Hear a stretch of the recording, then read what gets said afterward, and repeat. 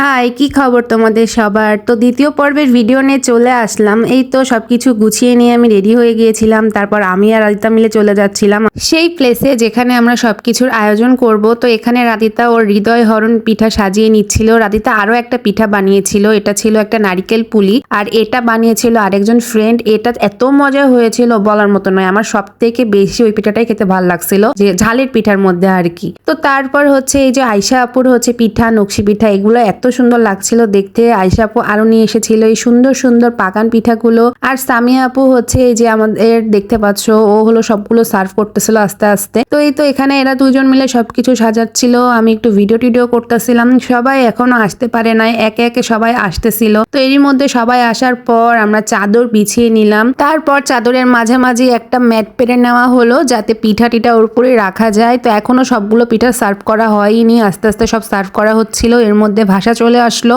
ওই সব মজার মজার পিঠা নিয়ে এসেছিল। এই যে এখানে কদম ফুলের একটা পিঠা, তারপর হচ্ছে ও আমাদের জন্য গাজরের পায়েস করে এনেছিল, সাথে এনেছিল পাটি সাপটা, যেটা এখনো প্লেটে সার্ভ করতেছে। আয়শা আপু আরো একটা হচ্ছে ওই যে ঝুড়ি পিঠা বা নকশি টাইপের যেটা ঝাল থাকে, ওটা নিয়ে এসেছিল। রাদিতা এখানে আমার পিঠা খেয়ে হচ্ছে রিভিউ দিচ্ছিল, পরপর সবাই খাওয়া দাওয়া করতেছিল। আজকে এই মিনি ভিডিওটাই তোমাদের সাথে শেয়ার করলাম, এরপর ডিটেলস ভিডিও খুব জলদি শেয়ার করব। ততক্ষণ সবাই ভালো থেকো, আজকের মতন টাটা।